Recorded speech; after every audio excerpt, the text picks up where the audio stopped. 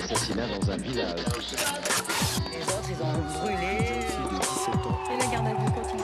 Voilà les questions auxquelles devra répondre l'IGF. Talk about a bad week. Pas de mobile, pas de suspect, aucune piste officielle. Au sommaire de ce deuxième numéro, notre enquête sur un drame conjugal. À Orléans, une jeune femme empoisonne son compagnon. Avait-elle l'intention de lui donner la mort ou simplement de l'envoyer à l'hôpital pour se séparer de lui? En exclusivité, les témoignages des familles, mais aussi de Jean-Marc, la victime qui a échappé à la mort. Bah, je voulais pas le croire.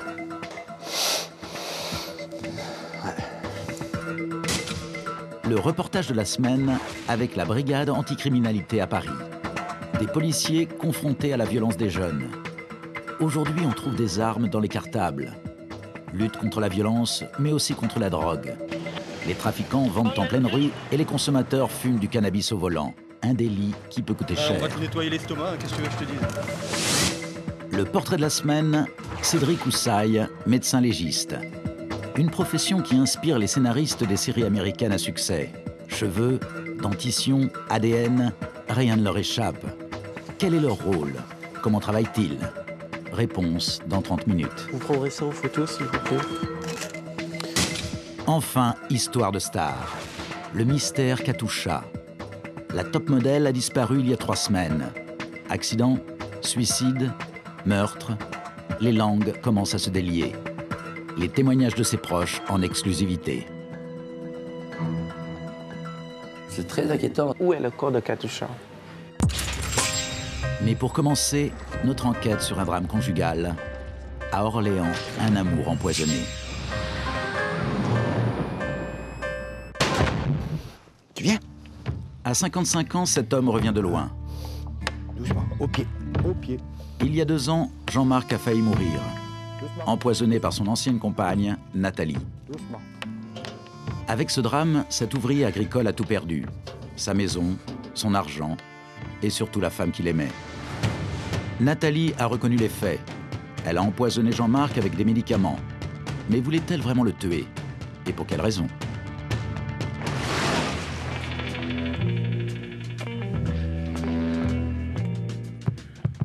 Samedi soir à Orléans.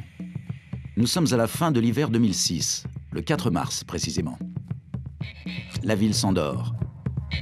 Les 12 coups de minuit vont bientôt sonner quand une ambulance arrive à l'hôpital de la Source. À l'intérieur, Jean-Marc est inconscient.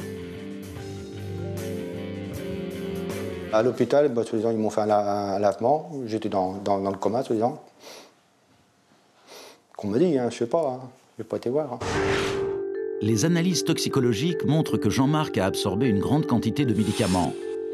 On trouve dans son sang des somnifères et des anxiolytiques en forte concentration. Pour les médecins, c'est évident. Jean-Marc a voulu mettre fin à ses jours. Soi-disant, c'était moi qui voulais me suicider. Je tiens trop à ma vie et à mes chiens. Hein. Et puis ça, personne ne sait que je ne peux pas avaler un cachet. Si je vois un cachet, je ne peux pas l'avaler. Il faut le mettre soit dans un yaourt ou dans la nourriture. Sinon, je ne peux pas avaler quelque chose. Puisque Jean-Marc ne s'est pas suicidé, il a forcément été empoisonné. Quelques jours plus tard, le beau-frère de Jean-Marc va signaler les faits à la police. Il leur donne même le nom de la personne qu'il soupçonne, Nathalie, la nouvelle compagne de Jean-Marc. Bah, je voulais pas le croire. Ouais. Je ne croyais pas ça d'elle qu'elle m'a fait ça. Vous étiez toujours amoureux? Ah, j'étais amoureux. J'étais plus amoureux d'elle que ma première femme, vous voyez. Car Jean-Marc est veuf. Il a perdu sa femme Monique après 27 ans de mariage. Il souffre de solitude. Alors, au bout de 3 ans, il s'inscrit dans une agence matrimoniale, bien décidé à refaire sa vie. Moi, j'avais marre de vivre tout seul. Donc, j'étais là-bas dans ma campagne, il n'y a pas grand monde. Hein. Avec un copain, on dit tiens, ça fait un bout de temps que tu es tout seul, ben, on va voir. Bon, ben, j'ai téléphoné, il y a un monsieur qui est venu, on a rempli un dossier. Et 3 semaines plus tard, l'agence lui présente une jeune femme, Nathalie. Nathalie a 32 ans, Jean-Marc 20 de plus. Autour d'un verre, elle lui apprend qu'elle est maman d'une petite fille et qu'elle n'a jamais vécu en couple. Moi, la première fois, je croyais qu'elle était vraiment bien sérieuse. Comme ça, sur le coup, pour moi, elle était très gentille, tout, douce, même goût d'affaires, ça qui était bien, les promenades, les magasins, tout. Tous les week-ends, Jean-Marc va à Orléans pour retrouver Nathalie. Au bout d'un an, il décide de s'installer chez elle. Il vend sa maison. Avec l'argent, il couvre sa nouvelle compagne de cadeaux. Quand on allait au magasin, on faisait une commission, tout. Quand on voulait quelque chose, ben, elle l'avait. C'était moi qui l'habillais. J'avais mon goût pour elle. Je savais qu'est-ce qu'elle voulait. Des pantalons, des smiches, des pulls, un peu de tout. Et elle était reconnaissante, Nathalie, et vous faisiez des cadeaux aussi de son côté? Une fois, une chemise. Et moi, c'est pour les cadeaux que je voulais. C'était le couple. Vivre en couple, normalement. Jean-Marc achète une cuisine aménagée, une voiture. En un an, il aura dépensé plus de 100 000 €. Jean-Marc est heureux, alors il se montre généreux. Moi, j'étais amoureux d'elle. Elle disait pas beaucoup, elle. Mais moi, oui. Donc, le matin, quand je partais, je marquais sur un petit papier, je t'aime, à ce soir. Je faisais le ménage à la maison, je faisais la cuisine. Quand on arrivait, elle n'avait presque rien à faire. Les pieds sur la table. On était bien ensemble. Jean-Marc est fou de Nathalie, mais qu'en est-il du côté de la jeune femme? Nous avons rencontré ses parents pour leur poser la question, et selon eux, cet amour n'était pas vraiment réciproque. Est-ce qu'ils tombent amoureux l'un de l'autre? Comment vous voyez ça? Elle n'en parlait pas tellement. Hein, Elle était très souvent chez nous. Très souvent chez nous. Elle rentrait de plus en plus tard chez elle. Elle n'avait pas envie de retrouver Jean-Marc le soir? Non, elle voulait qu'il s'en aille, hein. Elle ne voulait plus le voir. Et elle lui a demandé de partir de la maison? Ah oui. Ah oui, oui, oui. Et ça ne marchait pas? Bah, c'est-à-dire que ça devait être un collant, quoi. Il ne voulait pas partir, hein, c'est ça. Hein. Une histoire d'amour à sens unique, c'est aussi la version de l'avocat de Nathalie. Lors de notre entretien, il nous apprend que sa cliente ressentait même un dégoût presque physique pour Jean-Marc. Nathalie n'est jamais apparue comme une amoureuse éperdue, l'embrassant à bouche que veux-tu, c'était évident. Ce qui est quand même singulier dans cette affaire et qui est original, c'est que voilà un couple qui va se fréquenter pendant près d'1 an et jamais il n'y aura de relations sexuelles entre eux, alors que Jean-Marc est demandeur.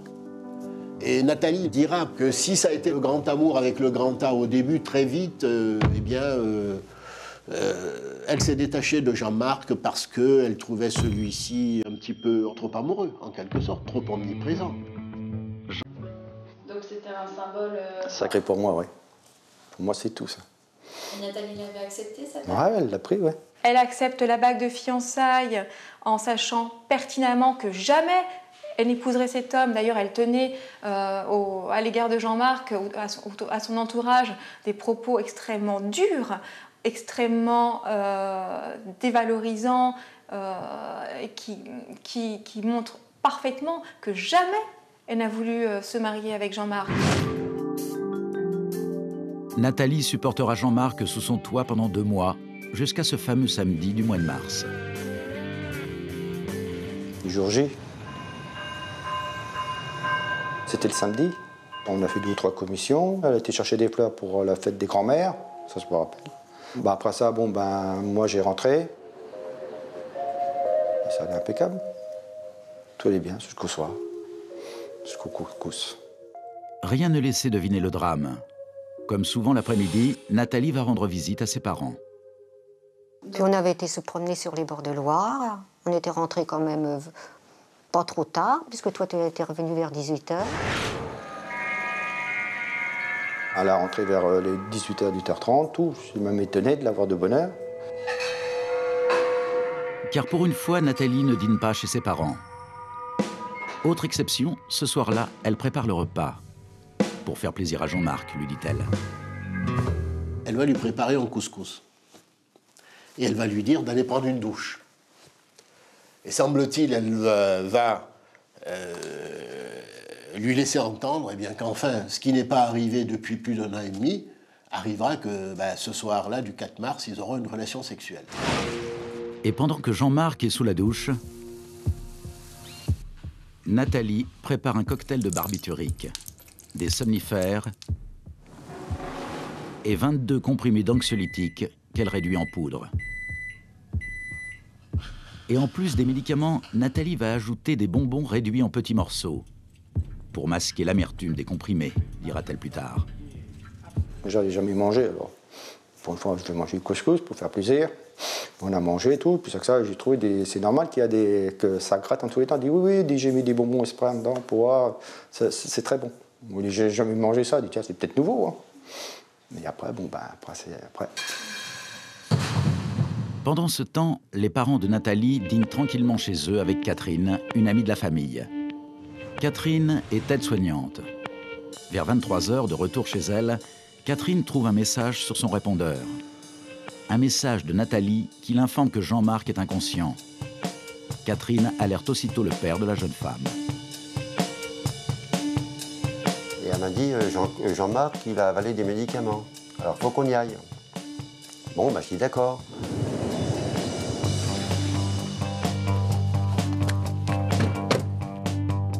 Voilà, moi je suis arrivé et donc il y avait Jean-Marc qui était allongé là par terre. Et il remuait pas. Il était bien dans le tirage, dans le coma, quoi. Catherine, elle est passée devant, elle lui a mis des claques pour le ranimer. Après, elle m'a dit qu'il fallait mieux qu'on le monte sur la banquette. Alors elle l'a pris par les jambes, moi je lui ai passé mes bras sous les épaules et puis je l'ai hissé là-dessus. Puis c'est là qu'après elle lui a fait un genre d'auscultation, quoi. Puis enfin il est resté un moment à essayer de le ranimer. Et ensuite donc vous avez... Moi j'ai dit il faudrait mieux qu'on appelle le SAMU parce que moi je dis on va pas s'en sortir. Hein. Elle était comment votre fille? Un peu hébétée. Et à ce moment-là, est-ce que vous vous dites ma fille est peut-être pour quelque chose là-dedans? Ah non, ça m'a même pas fait tilt. Hein. À ce moment-là, personne ne soupçonne Nathalie. Personne, sauf Jean-Marc.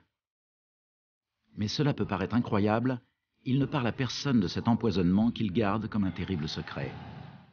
Et quand sa famille découvre le pot aux roses, Jean-Marc leur demande de ne pas en parler à la police. Ça aurait été tous les deux, personne n'aurait su ça. Personne. Oui, mais vous auriez pu mourir quand même. On meurt un jour, hein. Vous savez, hein.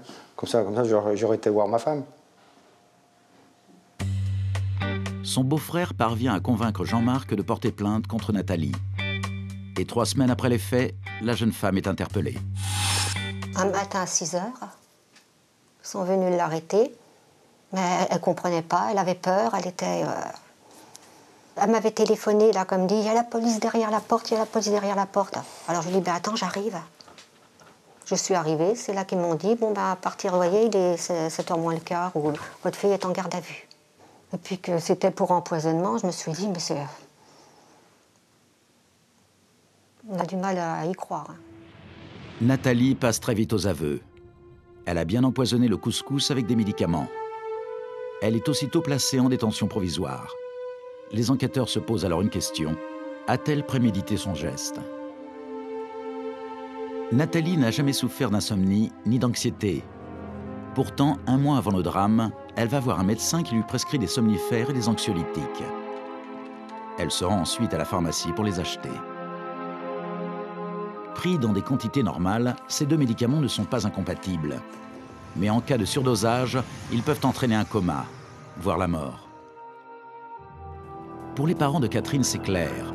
Leur fille ne voulait pas que Jean-Marc meure, puisqu'elle a alerté Catherine, leur amie aide-soignante.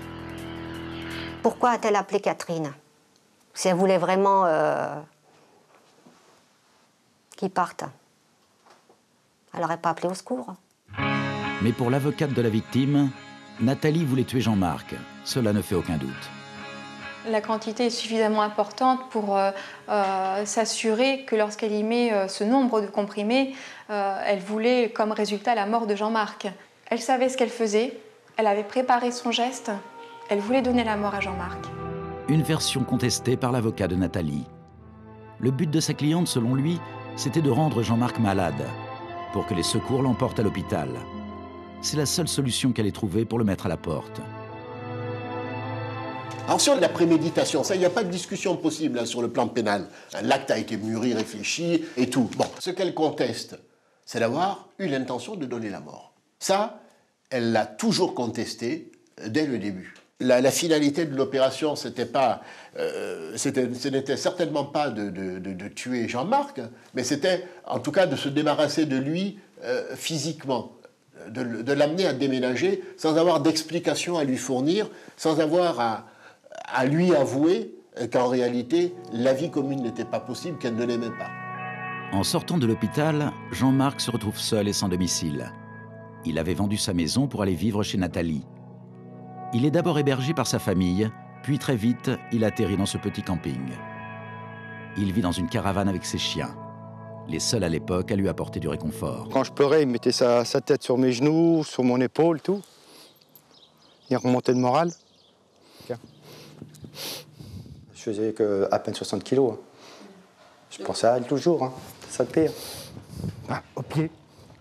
À l'époque, Jean-Marc aime toujours Nathalie. Il souffre qu'elle soit loin de lui, enfermée derrière les barreaux. Il la revoit au bout d'un an, le jour de la confrontation dans le bureau du juge. Lorsque Jean-Marc entre, son premier geste, c'est de faire une caresse sur la tête de Nathalie et de lui dire « Salut petite tête, comment vas-tu » Et Jean-Marc, très rapidement, a demandé au juge d'instruction « Quand est-ce que vous me la mettez en liberté ?»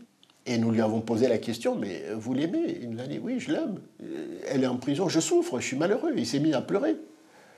Mais je crois que quand on dit que l'amour rend aveugle, c'est tout à fait le cas de Jean-Marc. Il était aveuglé par son amour pour cette femme. Il est totalement fou d'elle. Il est aveuglé, il est prêt à tout faire pour elle, pour lui faire plaisir. On m'aurait dit de faire sauter la prison, je l'aurais fait sauter. Hein. Et c'est seulement au bout d'un an et demi que Jean-Marc ouvre les yeux. Il comprend que son amour pour Nathalie n'est pas réciproque. J'ai envoyé 2 lettres, une lettre normale, une lettre pour son anniversaire, elle ne m'a pas répondu. Et là, bon, bah, c'est là, j'ai compris qu'est-ce qu'il faut que je fasse. Il décide alors de faire le deuil de cette histoire et n'a plus qu'une idée en tête. Comprendre la vraie raison du geste de Nathalie, car l'explication qu'elle fournit ne lui convient pas. Quand on m'aurait dit de partir, je serais parti. Ça ne me gênait pas de partir.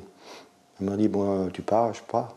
Mais le coup qu'elle m'a fait là, voulait me tuer, non. Non. C'est un crime qu'elle a fait là. Un gros crime. Selon Jean-Marc, Nathalie aurait voulu le tuer pour toucher son argent. C'est l'assurance vie, je crois qu'elle a tout déclenché dans le truc là. Je pense, hein. Je ne sais pas ce qu'elle pense, mais moi, c'est ça, c'est l'argent. Elle voulait tout avoir. L'argent est-il vraiment le mobile? Quelques mois avant le drame, Jean-Marc était allé chez son notaire pour rédiger son testament. Il lègue sa fortune à Nathalie et à sa petite-fille. Et ce n'est pas tout. Elle était aussi bénéficiaire d'une assurance vie d'un montant de 32 000 €. 15 jours avant, à peu près un mois avant, elle savait qu'elle avait une assurance vie. J'avais fait ça en cours d'un accident en voiture pour aller au travail comme ça. Je voulais qu'ils soient protégés tous les deux. Et ça fait, ça part à l'âge de 18 ans. Vous ne vous êtes pas méfié? Non. Comme on dit, je me suis pris comme un bleu. Même ma conseillère, elle m'a dit, fais attention. J'ai pas écouté, j'ai dit, c'est elle. Jean-Marc pensait démarrer une nouvelle vie avec Nathalie, alors il ne lésinait pas sur les dépenses. Il avait acheté cette cuisine aménagée. Les parents de la jeune femme sont formels. Leur fille ne s'est pas servie de Jean-Marc pour se la faire offrir. Elle ne lui a pas mis le couteau sous la gorge, tu vas m'acheter une cuisine, hein? Non. Ou c'est peut-être lui qui l'a offert pour essayer de rester. C'est peut-être ça. Elle savait très bien comment manipuler Jean-Marc, comment suggérer les choses pour obtenir ce qu'elle voulait. Des vêtements, des versements bancaires, l'achat d'une cuisine, de voitures, des sorties, tout ce qui pouvait lui faire plaisir. Il suffisait qu'elle suggère, qu'elle demande et elle était exaucée. C'était Jean-Marc, c'était le bon génie. Vous les avez fait de bon cœur? Ah oui, oui. Moi, quand je paye quelque chose, c'est de bon cœur, je réclame plus après. Alors Nathalie est-elle vénale et manipulatrice? Ou bien, comme le pense son avocat, une jeune femme qui manquait de courage pour mettre Jean-Marc à la porte? Plus Jean-Marc était envahissant, plus Jean-Marc faisait des cadeaux, moins elle arrivait à s'en défaire et moins elle arrivait à lui dire la vérité. Et là, il y a une espèce de lâcheté qui peut se comprendre par ce côté infantile, ce côté immature, c'est-à-dire l'enfant qui, finalement, ne va pas oser exprimer un sentiment. Elle s'est trouvée dans une situation criminelle, beaucoup plus par bêtise que par calcul. Dans 3 semaines, Nathalie sera jugée au palais de justice d'Orléans par la cour d'assises du Loiret. Elle risque 30 ans de réclusion criminelle pour tentative d'empoisonnement avec préméditation. Le procès qui s'annonce est une épreuve pour Jean-Marc. Son avocate le sait et elle veut l'y préparer. Qu'est-ce que vous attendez de ce procès? Que la justice soit faite, déjà premièrement. Et qu'elle soit punie, qu'est-ce qu'elle m'a fait. Et ça, c'est vrai, ça m'a fait mal. Ça vous a fait mal? C'est difficile. Ça recommence. C'est normal. C'est normal, monsieur. Je suis en train de comprendre. Le procès, ça va vous permettre de tourner la page. Qu'est-ce que vous aimeriez lui dire? Là? Pourquoi qu'elle m'a fait ça? Si ça tenait toujours à moi? Et pourquoi? Si c'est pour mon argent ou non? Une fois le procès terminé, Jean-Marc compte bien rencontrer une femme qui sache le rendre heureux. Une femme en laquelle, cette fois, il puisse avoir confiance. Je veux refaire ma vie. Faut pas rester tout seul. Ça vient dur tout seul. Surtout le week-end, c'est long. En empoisonnant Jean-Marc, Nathalie a-t-elle eu l'intention de donner la mort? C'est la question à laquelle les jurés de la cour d'assises d'Orléans devront répondre le 17 mars. Nous suivrons le procès et nous reviendrons sur cette affaire. Jusque-là, Nathalie est présumée innocente. Tout de suite, dans Fait divers le MAG, Cédric Houssaye, 35 ans. Profession médecin légiste. Sherlock Holmes du XXIe siècle, ses découvertes sont souvent déterminantes dans les enquêtes criminelles. Vous prendrez ça en photo, s'il vous plaît. Histoire de star, le mystère Katusha. La top modèle disparue il y a 3 semaines. Accident, meurtre, suicide, les témoignages de ses proches. Où est le corps de Katusha? Mais d'abord, le reportage de la semaine avec les policiers de la BAC, la brigade anticriminalité dans les rues de Paris.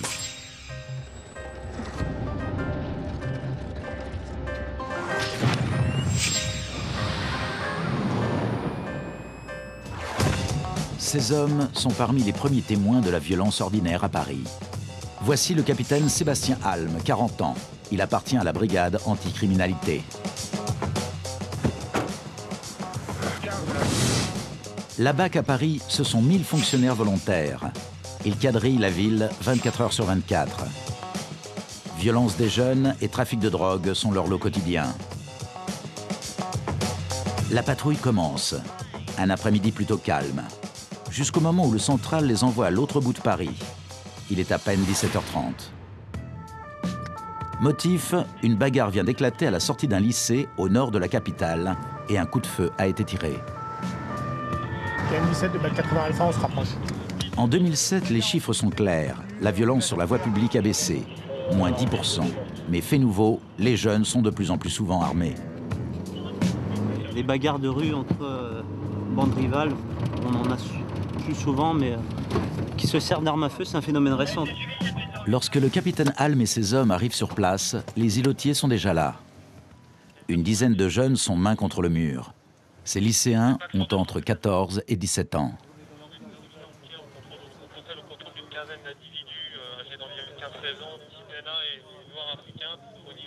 Palpation des suspects et contrôle des cartables. Les policiers cherchent des armes. Le jeune homme au pistolet vient d'être arrêté. Il y a déjà une interpelle, déjà. Un grand couteau, une grosse arme blanche. C'est alors qu'une arme blanche est découverte au fond d'un cartable. La voici, un couteau de boucher. Là, on va ramener tout le monde pour la participation à la coupe armée.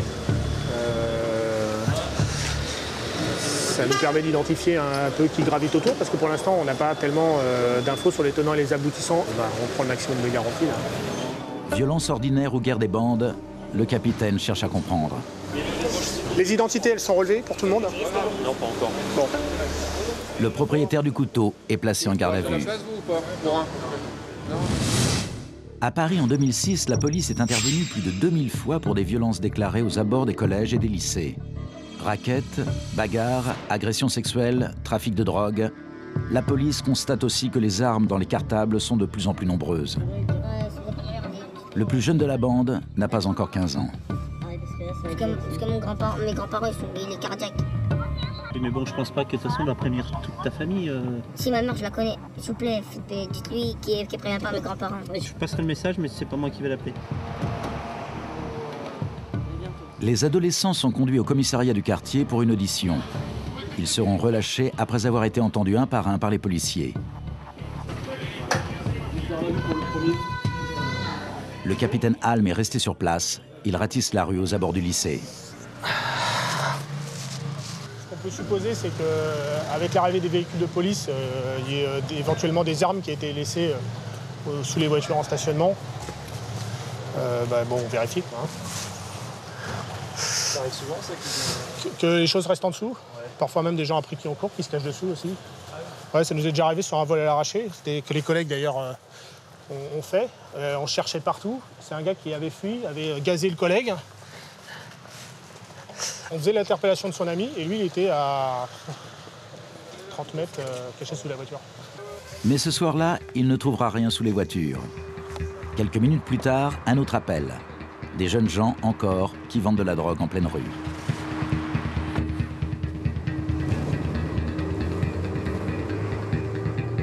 Vous pouvez leur passer un petit coup de fil pour leur demander des précisions, qu'on sache ce qu'on doit faire. Ils ont été repérés par une autre patrouille. Première session de 10 € de shit, capitaine. Oui. Les acheteurs, ils sont où? Ils sont sur le terre-plein, près de Pigalle.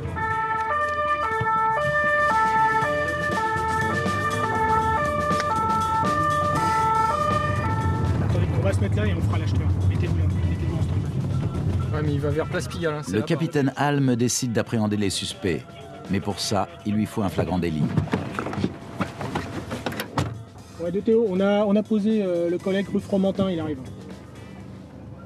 Surveillance discrète depuis la salle d'un café. Les trafiquants sont à peine majeurs. Contact. Vous voyez le contact? Contact, c'est le terme pour signifier qu'un acheteur se présente. Ouais, de Théo, j'ai le collègue là qui me dit qu'il y a un contact avec un homme costume beige. On interpellera ensuite à mon top. Il est où là? Place Blanche. Européen, assez fin, costume beige. 1,80 m. Vous l'avez encore vu l'Européen là? C'est lui à droite là. Ouais, t-shirt noir. D'accord. C'est ça? Ouais. Bah... Ah, attendez, je vais le taper.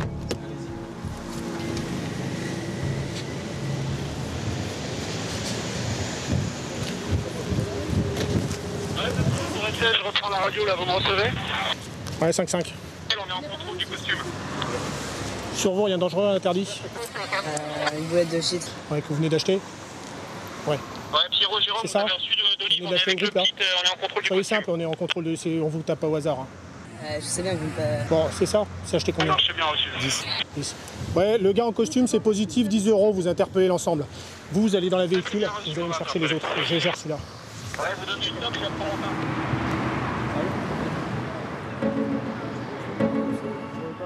Mais les policiers doivent agir vite, avant que la drogue ne disparaisse dans les bacs à fleurs ou le caniveau. Ils vont dans les chiottes toutes les 5 minutes. Il a avalé. L'un d'entre eux vient d'avaler les doses de cannabis qu'il avait sur lui. On va te nettoyer l'estomac, hein, qu'est-ce que tu veux que je te dise? T'es vraiment trop con. Tout de suite en bas. Pourquoi tu l'as avalé? J'avais un joint, j'ai jeté. Pourquoi tu l'as avalé? Pour un joint, de toute façon, on peut serrer. Les 3 jeunes dealers sont emmenés en garde à vue. Au commissariat, les policiers trouveront de la drogue cachée dans leurs vêtements. Faut mater parce que s'il y a des trucs, ils vont essayer de faire le ménage. Hein, de toute façon. La patrouille continue. Un peu plus loin, une voiture attire leur attention. Le chauffeur fume du cannabis au volant. C'est une infraction. Monsieur, c'est la police. Vous pouvez couper le contact, s'il vous plaît. Moi, je vais être gentil, hein, d'accord? C'est pas très grave, mais en revanche, on se comporte en adulte. On était derrière vous, la fumée, il y en avait à gaver et ça venait du conducteur. On est bien d'accord? Voilà. Alors, on démarre sur des basses scènes. Combien vous avez consommé de joints là, aujourd'hui? C'est le premier? Il n'y a que celui-là? Il n'y a que celui-là. Bon, bah, vous n'allez pas avoir un taux trop important. On va aller faire le dépistage au commissariat. Elle est assurée? Depuis 2003, la loi est plus sévère. Il est assuré ou pas, le truc aussi? Il reconnaît, Comme pour la conduite en état d'ivresse, toute personne au volant sous l'influence de cannabis risque jusqu'à 6 points de permis et 4 500 € d'amende. Pour les drogues dures, les sanctions sont plus lourdes. Pour le conducteur, c'est l'interpellation. Son véhicule est réquisitionné. Le capitaine Halm et ses hommes poursuivent leur tournée. Ils vont bientôt avoir une surprise. Dans ce parking, à côté d'une station-service, une voiture attire l'œil des policiers. Contrôle.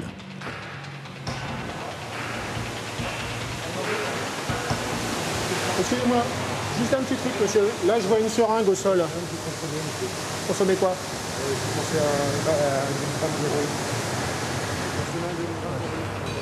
Le capitaine veut savoir s'il y a encore de la drogue dans la voiture. Si on fait appel au chien stout, qu'est-ce qui se passe? Juste un truc, juste un truc. Là, vous êtes correct. Si c'est remis, évidemment, c'est pas la même chose que si c'est nous qui trouvons. Hein. Non, mais il n'y a aucun souci. Je suis franc avec vous. Il faut fouiller la voiture. Un exercice dangereux. Des policiers ont déjà contracté le virus du sida. C'est déjà arrivé à un de nos collègues sur une palpation, une seringue qui était dans la doublure de la veste, cousue. Et en faisant la palpation, pourtant avec des gants, et des gants en cuir, pas des gants comme ça, qui s'est piqué, qui a dû être placé sous trithérapie, qui est un traitement qui est quand même très lourd. C'est vraiment pas une opération agréable, c'est parce que si au hasard d'un malentendu, on se pique sur quelque chose, c'est vraiment la catastrophe. Sous le siège, le capitaine Halm fait une autre découverte. La méthadone. hein. Un produit de substitution à l'héroïne vendu en pharmacie. Ça, c'est interdit. En fait, il est censé avoir des ordonnances. Ça, c'est à mon collègue. Le toxicomane n'a pas d'ordonnance. Visiblement, il utilise la méthadone pour se droguer. Il est emmené au commissariat. Là-bas, les policiers trouveront sur lui des doses de cocaïne.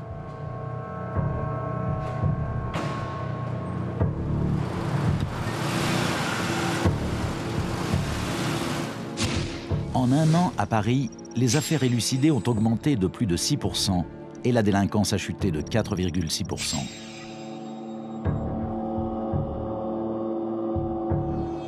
Les hommes des brigades anticriminalité sont les premiers témoins des dérives de la société. Aujourd'hui, leur constat est sans appel. Pour eux, les deux principaux fléaux sont la violence chez les jeunes et les ravages de la drogue.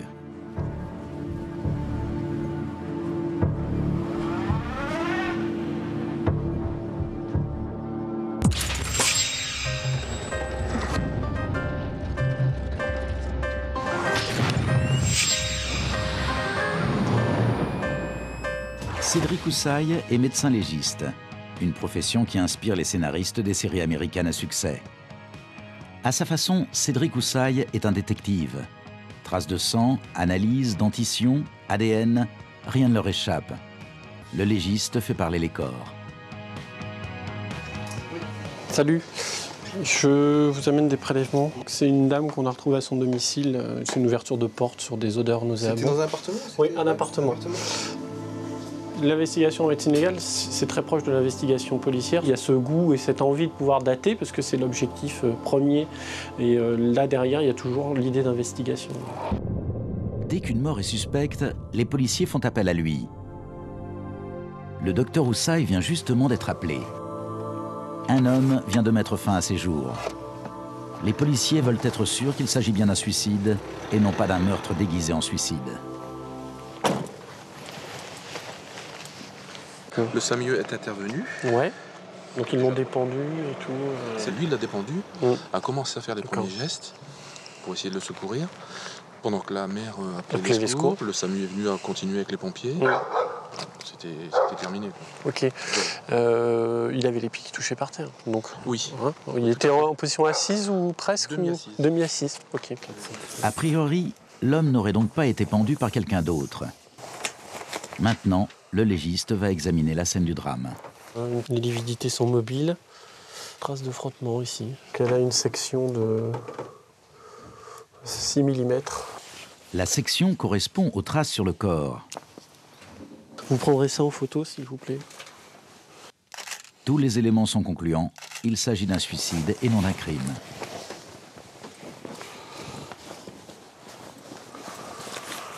Aucun élément suspect. Ça colle avec le lien qui a été retrouvé. Donc, on en reste là. La mort, même quand on la côtoie tous les jours, est souvent difficile à admettre. Il faut être bien dans sa tête, ou sinon, au bout d'un moment, on est obligé d'arrêter. Malgré tous les aspects difficiles qu'on est amené à rencontrer dans la pratique de la médecine légale, oui, on garde toujours la même envie parce qu'on est animé de cette envie de faire avancer la justice. Voilà. Bon courage. Bon courage. Le lendemain matin, retour à l'Institut médico-légal, un lieu où les caméras ne pénètrent jamais. Une nouvelle enquête attend le docteur Houssaye. Un corps brûlé dans l'incendie d'une maison.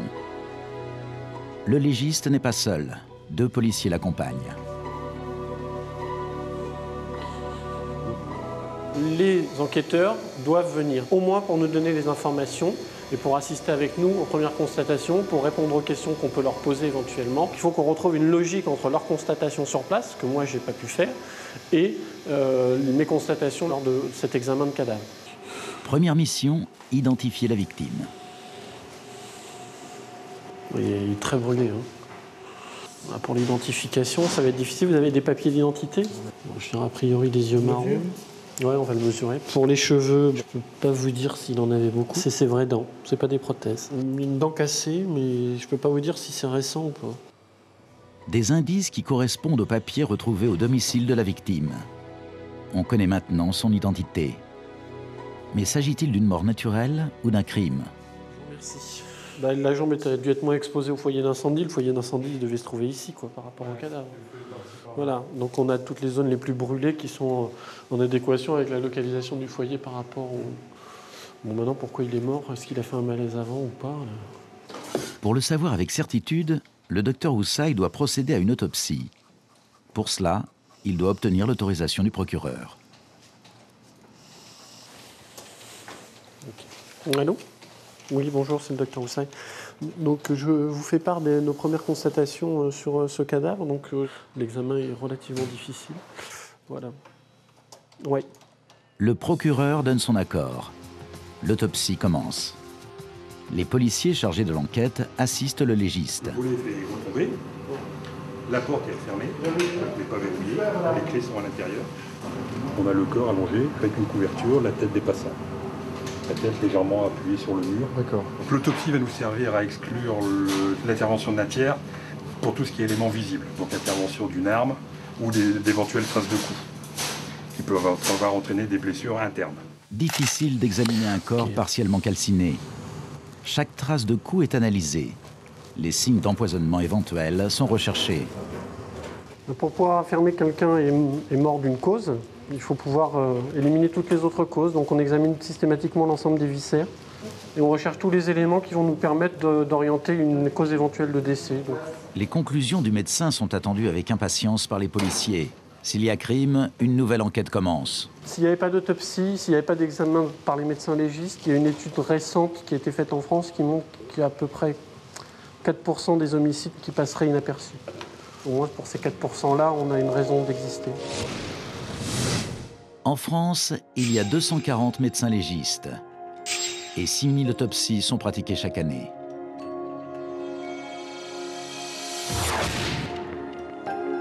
L'autopsie va durer 2 heures. Un travail déconseillé aux âmes sensibles. C'est pas qu'on est blindé, mais je sais que je vais voir du sordide. Et donc on a une préparation inconsciente à ce qu'on va voir. Je n'ai pas encore l'appréhension. Peut-être qu'un jour ça viendra, hein, mais aujourd'hui, non. Chacun des éléments prélevés est mis sous scellé. Il servira de pièce à conviction au cas où l'affaire irait devant un tribunal. Mort naturelle ou criminelle, le légiste va rendre son verdict. A priori, on part sur une mort naturelle. En tout cas, il n'y a pas de signe d'intervention d'intérêt. On ne peut pas exclure un suicide non plus, mais là, il n'y a pas de cause évidente. En tout cas, ce qu'on peut conclure, c'est que ce n'est pas quelqu'un qui l'a tué. Là, on est sur une autopsie blanche. Autopsie blanche, cela veut dire que le légiste n'a pas réussi à déterminer les causes exactes de la mort. Ce dont il est certain, c'est qu'il ne s'agit pas d'un crime. Affaire classée.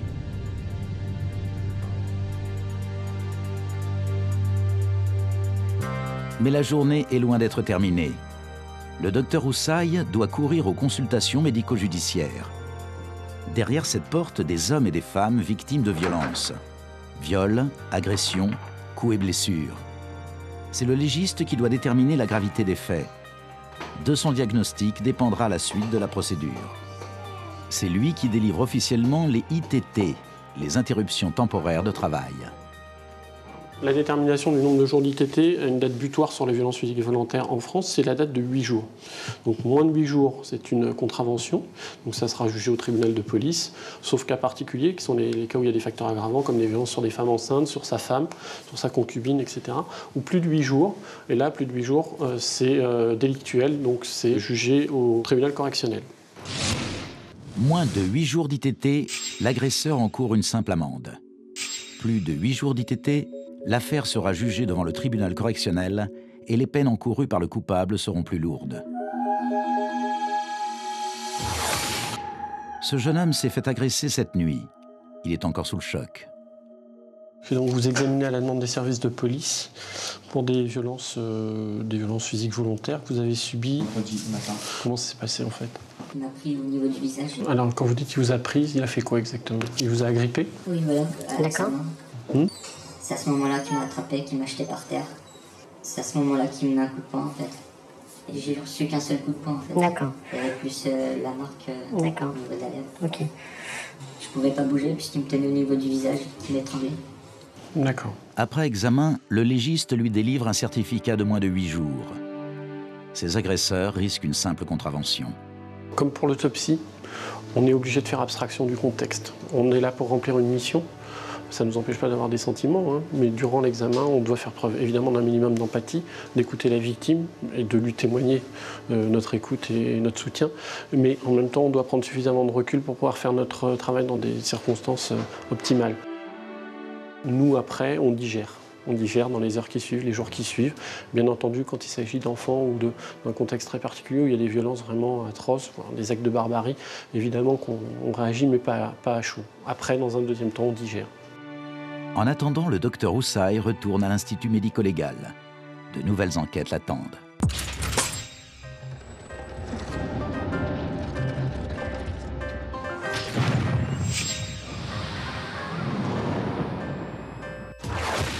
Où est passé Katusha? Je sais pas quoi penser en fait. Il y a quelque chose qui n'est pas normal. On ne sait pas, on ne sait rien. C'est très inquiétant. Où est le corps de Katusha? Depuis 3 semaines, les proches de l'ancien top modèle n'ont plus aucun signe de vie de celle qui fut la première mannequin noire des années 80, la star des podiums, l'amie d'Yves Saint-Laurent. Qu'est-il arrivé à Katusha? Ses proches témoignent. Alexandre Zouari, son ami depuis 25 ans, Vincent Macdoum, son confident depuis plus de 10 ans, et Esther, sa coach personnelle. Katusha, c'est une sacrée bonne femme, quoi. Grande, belle déjà, une égérie de la beauté universelle. Donc c'est quand même assez extraordinaire. Une beauté rare qui cache de nombreuses blessures d'enfance. Partie du Sénégal, Katusha va en quelques années séduire les plus grands couturiers. C'est une femme magnifique, hors de commun, avec un destin, mais incroyable. Et ce destin, je ne veux pas croire qu'il est brisé encore. Dans la nuit du 31 janvier dernier, Katusha rentre chez elle sur une péniche amarrée près de la Concorde à Paris. Elle revient d'une soirée. Il est 1h du matin quand elle se fait raccompagner en taxi par un ami qui la dépose devant une passerelle difficile d'accès. Parce que bon, il faut enjamber, il faut passer une péniche, il faut enjamber l'autre péniche. Enfin bon, non, c'est chiant à faire. Un parcours que son ami Alexandre Zouari connaît bien pour avoir souvent raccompagné Katusha chez elle. Parfois, je glissais aussi et je m'accrochais pour même, et je l'accompagnais vraiment à sa porte et puis je lui ai dit, bon voilà, t'es chez toi, ne bouge pas, moi je ressors. Alors ce soir-là, il pleuvait et tout ça, c'est ça qui est terrible en plus. Bon. Ce soir-là, Alexandre n'est pas là. L'homme qui raccompagne Katusha repart. Plus personne ne la reverra vivante. Mais voilà, mais bon, il doit s'en vouloir, parce qu'elle lui a dit non, non, tout va bien, tout va bien. Donc c'est terrible aussi. J'ai eu un coup de fil d'une copine qui me dit vous avez appris la disparition de Katusha? Et je dis la disparition, une personne ne peut pas disparaître comme ça. Il me dit oui, elle est morte. Je dis morte. Comment elle est morte? J'étais avec elle il y a quoi, à peine une semaine, elle est morte. Elle dit oui, elle est morte, elle s'est noyée dans la Seine. Mais je ne croyais pas. Le lundi, 4 jours après sa disparition, les proches de Katusha alertent la police. Accident, suicide ou enlèvement, aucune piste n'est écartée. Dès le départ, les enquêteurs privilégient la thèse de l'accident par noyade. Ce soir-là, il pleut à verse et Katusha porte des talons hauts. On dit qu'elle est tombée dans l'eau. Ça, j'ai un problème. Il ne faut pas oublier non plus que le métier de Katusha, c'est de marcher à talons. C'est quelqu'un de fort. Elle aurait pu s'accrocher, elle est tombée déjà une fois dans l'eau, elle s'accrochait, elle remontait. C'est quelqu'un de fort. Elle ne se laisse pas aller comme ça, c'est pas possible. C'est pas la première fois que Katusha, elle est tombée dans l'eau, apparemment. Mais comment ça se fait? Tous les autres temps, elle s'est sortie, et comment cette fois-ci, elle n'est pas sortie? Pour ses amis, la thèse de l'accident est peu probable. Alors, s'agirait-il d'un suicide? Les gens qui la connaissent très bien, c'est très bien, elle est tout sauf suicidaire. Katusha, elle aime trop la vie. Elle était vraiment, là, quand j'ai dîné avec elle il y a 8 jours avant, elle était vraiment en forme, elle était très bien, elle était vraiment positive. Elle n'était pas en désespoir, c'est pas quelqu'un qui aurait pu partir, se jeter, suicide. Ça, j'y crois pas du tout. Ce n'est pas quelqu'un ni qui baisse les bras, ni qui se laisse aller, malgré tout ce que l'on peut penser. Oui, elle a une vraie volonté de demain, d'après-demain et de toutes les années à venir. Avec tout ce que les polices ils ont fait et avec toutes les recherches qu'ils ont fait dans la Seine, ils n'ont pas encore trouvé un corps. Sauf s'ils n'ont pas encore trouvé un corps, moi j'ai l'espoir que peut-être elle est vivante. Pour ses proches, une autre piste doit être prise au sérieux, celle de l'enlèvement ou d'un crime crapuleux. Tout ce que je sais, que ce Katusha me dit, qu'elle a eu des menaces après, par rapport à son combat, par rapport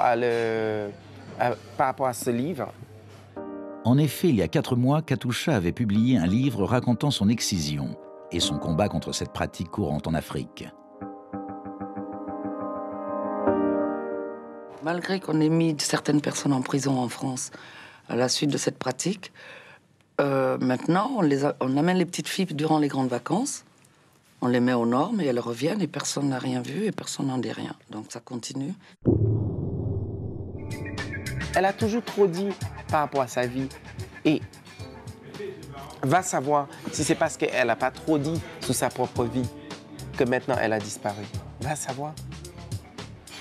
Elle révèle des choses qui sont dérangeantes pour plein de gens. Que ce soit l'Occident, que ce soit l'Afrique, que ce soit des parents, tout simplement, le rapport parental. C'est vrai que c'est difficile d'en parler. On n'a pas parlé de ça dans ces pays, donc menace ou pas menace. Et elle m'a dit quelque chose qui était explicitement clair. Moi, Vincent, je reviens chez moi. Et je dis, chez toi, c'est quoi?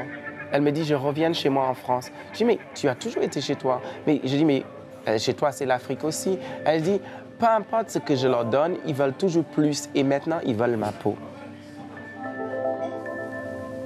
Ça pourrait, voilà. Mais ce serait encore plus terrible parce qu'elle doit souffrir. Et elle doit être peut-être cachée quelque part, et puis elle doit être même pas au courant de tout ce qui se passe. Mais je la vois pas dans l'eau, moi non plus. Pour l'heure, la police enquête, mais refuse de s'exprimer. Les proches de Katusha attendent et gardent l'espoir.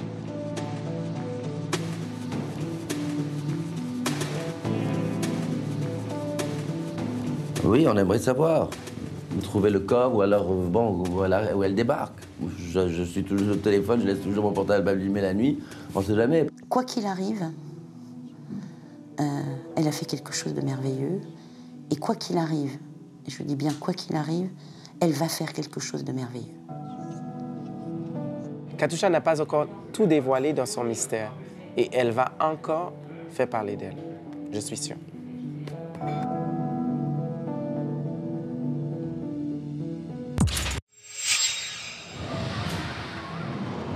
La semaine prochaine, dans Faits divers le MAG, l'affaire Fourniret. Le procès du tueur en série s'ouvre dans un mois. Accusé de 7 meurtres, celui que la presse surnomme le monstre des Ardennes ne sera pas seul dans le box des accusés. À ses côtés, sa compagne Monique Olivier, une femme soupçonnée d'avoir aidé son mari à commettre certains de ses crimes. Pour moi, la responsable de l'enlèvement d'Isabelle, ça ne peut être qu'elle. Unis dans la vie, les époux Fourniret l'étaient aussi dans l'horreur.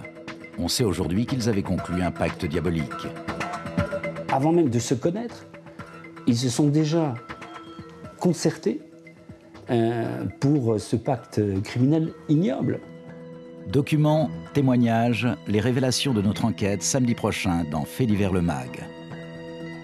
Leur bonheur à eux, c'est le malheur d'autrui. Ça, c'est vraiment rare quand même.